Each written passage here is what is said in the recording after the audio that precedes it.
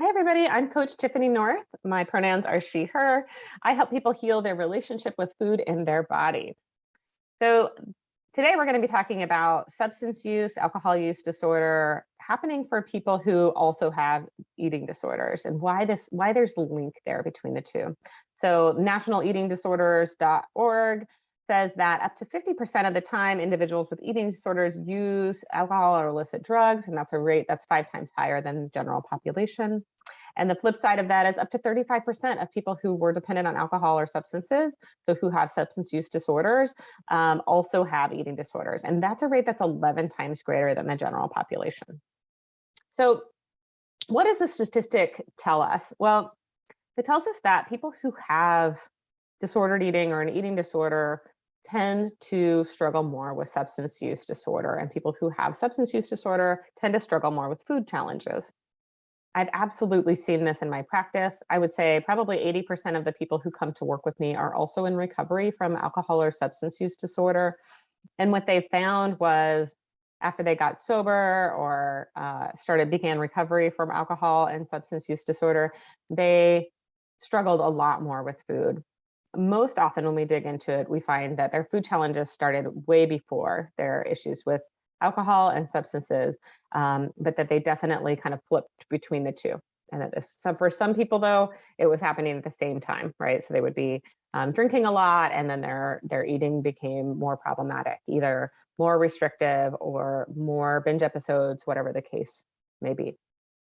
So there's a lot of reasons for this. So first off, typically people who have substance use disorder or alcohol use disorder have a much higher rate of adverse childhood experiences. You can take the ACE study here if you're curious about what your numbers are. That's a pretty good predictor for alcohol and substance use disorder, also for disordered eating and other health issues. So even a higher rate of heart disease and cancer, right? So we know that having a high rate of childhood trauma predisposes people to challenges with alcohol, substances, and food. Also, if you're having if you're having challenges with substances, usually it's because you've got some other sort of trauma or some other sort of issues. But even using alcohol and substances in a way that feels like numbing out or problematic, that in itself is traumatic. And so when we're trying to heal from something traumatic and we have to take away the thing that we've been using to calm or soothe our nervous systems, we're much more likely to need to use something else, right, to do that. And so people will find themselves often soothing using food or trying to control or manage food or their body in order to feel better as a way of sort of coping through, this shock to their nervous system, this removal of the substances that they've been used to using. And so that's really common. Also, people tend to, especially if you're a big like wine drinker, they're used to a higher amount of sugar, right? And so a lot of times after getting sober, they'll have cravings for sugar, this sort of thing. So there are a lot of reasons that these two things are connected. I also think that there's a link there with anxiety where, people who have anxiety are more likely to use alcohol or substances to deal with that anxiety. And people who have anxiety, a higher level of anxiety, are actually prone to a higher rate of eating disorders as well. So there's a lot of kind of physiological reasons, physical reasons that your body tends toward wanting to use these things, the reasons that you get cravings and these sorts of things. There's a lot of psychological or emotional reasons as well. And again, the potential like family trauma, genetics also plays a role. There are a lot of reasons that they're co-occurring. So that's kind of the bad news. But the good news is that if you find yourself as someone who is in recovery from alcohol or substance use and food is really becoming a challenge for you, first off, I do recommend getting support. But I just want to say that the work that you're doing around healing in recovery from alcohol and substances actually applies to your relationship with food as well. So, what we're wanting to do is really get down to the core. What's underneath that? What drove those behaviors? Starting to, heal some of that underlying trauma, metabolize through that, beginning to really learn how to tune into your body Be okay with feeling your feelings and the sensations that are happening in your body. All of that applies to healing your relationship with food and your body. So, fortunately, while it's hard to have challenges in both of those areas, the work that you're going to do for either one of them will help support you in the other. So that's the good news. um, so I do recommend, though, getting support. I also recommend a non-restrictive plan for working on your relationship with food in your body, because restricting food is very different than being abstinent from alcohol or substances.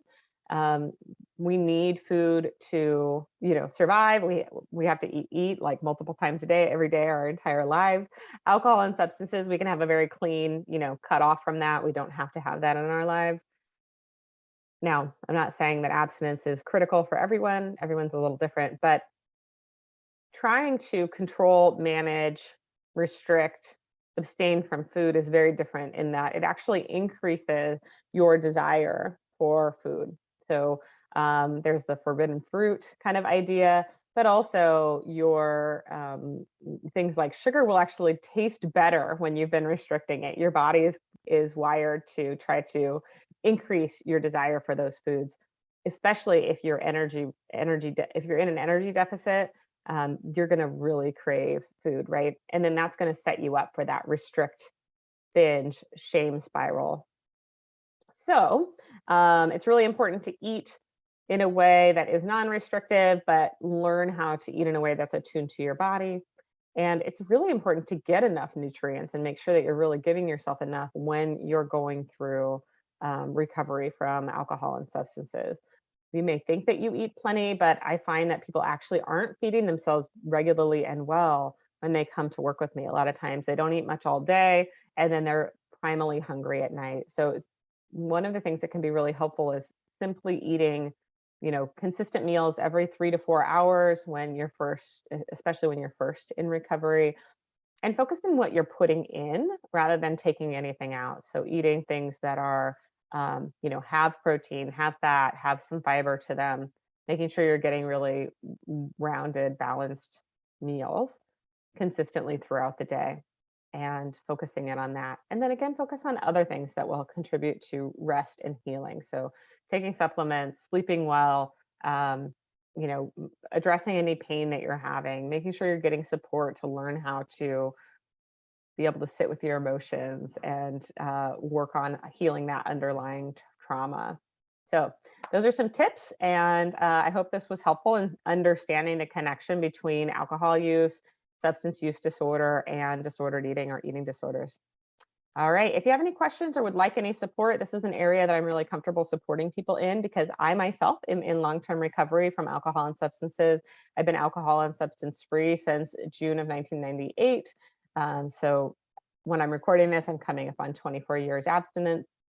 And I've also healed my relationship with food in my body. So, so I've been there. I know how challenging and painful it can be, but I also know how beautiful and rewarding it can be. I'd like to support you in that.